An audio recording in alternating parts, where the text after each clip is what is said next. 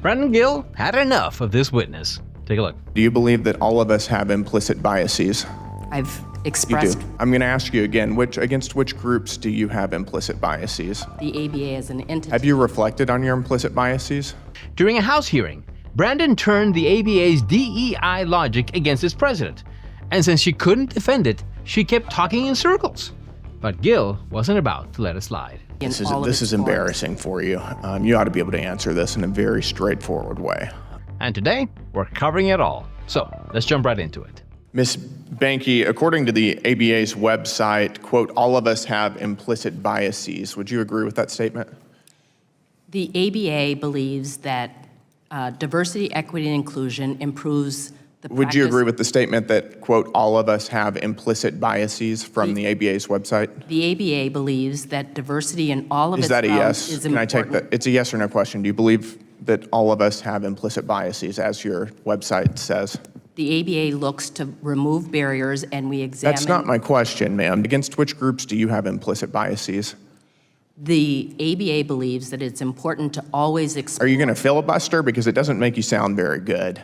I'm going to ask you again, against which groups do you have implicit biases? It's important to always examine everyone's point of view and where they may need to consider. It is. What about your point of view? I am here as the president of the American Bar Association. And I'm asking you what your implicit biases are. The ABA as an entity. Have you reflected on your implicit biases? For context, the witness refusing to give a straight answer is Michelle Behnke, whose resume is packed with DEI work. For instance, before becoming the ABA's president, quote, she chaired the organization's Commission on Racial and Ethnic Diversity. And when it comes to implicit bias, she wrote a lengthy piece about it back in 2016. And then in 2022, worked on a study arguing that white men land law firm partnerships at the fastest rates because of implicit bias.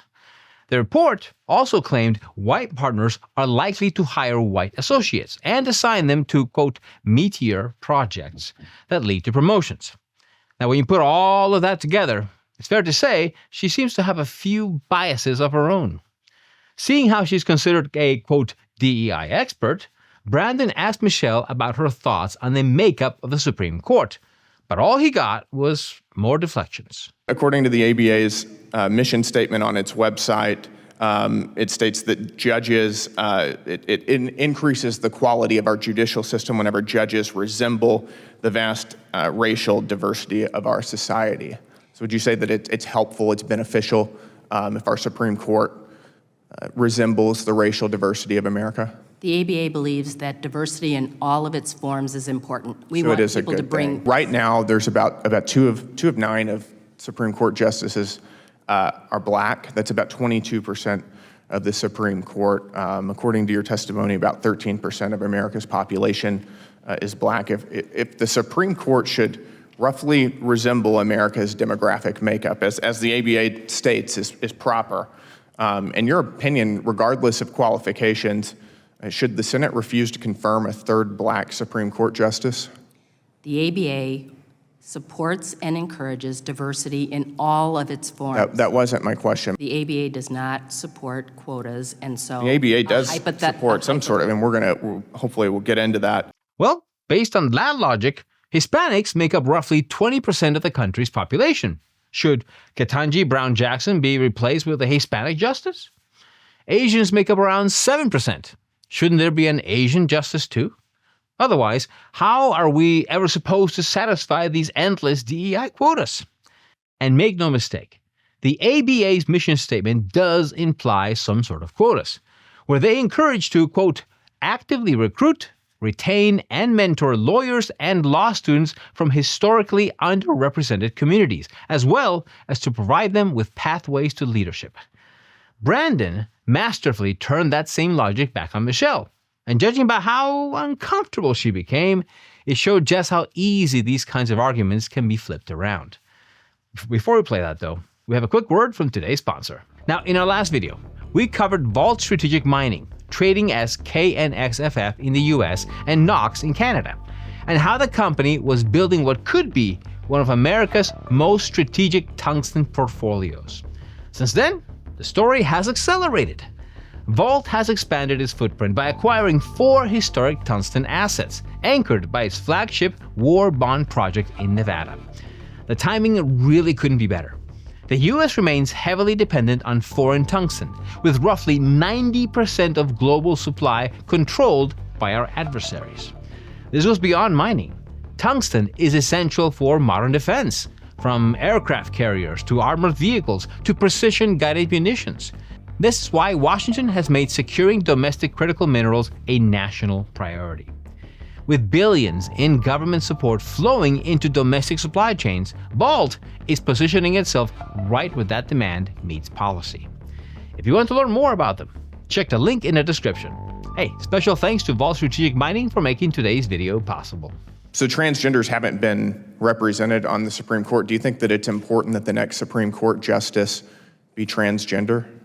The ABA does not subscribe to any particular quotas. I'm not asking about a quota. I'm asking about representation, diversity, equity, and inclusion. We believe that people ought to bring their entire self to whatever role they're serving. You're refusing to answer my question. Do you think that it's important that we have a transgender Supreme Court justice? I believe that it's in important. order to include that community. I believe that it is always important, the ABA believes that it is always important to support and encourage diversity. So we equity, should have and a inclusion. transgender Supreme Court justice? Diversity has many forms, and we believe that Do you think each that you're not person- answering in a straightforward way? Do you think that's because of your own implicit bias?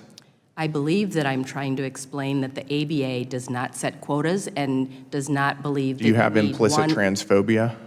Now, for someone who has spent years pushing for trans inclusion, Michelle's answer here was pretty strange. She basically ignored the body of work she's produced throughout her time at the ABA. On top of that, the ABA has clear policies on LGBT issues and openly advocates for equality in those areas. But she avoided giving a straight answer because doing so would have exposed the quota-based logic behind her position. Now, Behnke has also played a role in bringing many of these DEI ideas into college admissions, which is where Brandon took the conversation next. And after watching her keep talking in circles, he finally decided to call it out. Should Americans be judged by the color of their skin or the content of their character? Discrimination is never appropriate, sir. So do you agree that Americans should be judged by the content of their character and not by the color of their skin? Yes, I would agree. You agree with that? Should a law school consider an applicant's race when making admissions decisions? The Supreme Court has indicated that I'm asking you if they should. It's a normative question. discrimination is never appropriate, and So is it your testimony that law schools should not consider applicants' race when making admissions decisions? the Supreme Court has said that you may not take race into account. So you don't believe that race should have any role, yes or no, in a law school's admissions decisions? Is that the position of the ABA? The ABA is not responsible for admissions. I didn't say it was. I asked, it's a really simple question. The Supreme Court indicated that diversity is a laudable goal, and the ABA supports diversity in all of its This is forms. embarrassing for you. You ought to be able to answer this in a very straightforward way. Now, throughout the entire exchange, Michelle couldn't give one direct answer. That's because in her bubble, these ideas are never supposed to be challenged. But the moment someone starts poking holes in them, the whole thing begins to fall apart. For such a person to lead such an influential organization that even gives its opinion on federal judicial nominees is questionable, to say the least. Finally, Brandon definitely shines when questioning these kinds of witnesses. He comes prepared, knows their record inside and out, and uses their own words against them, leaving them scrambling to defend positions they really can't clearly explain. Let me know in the comments your thoughts on this story. Don't forget to like and subscribe, and remember, keep thinking.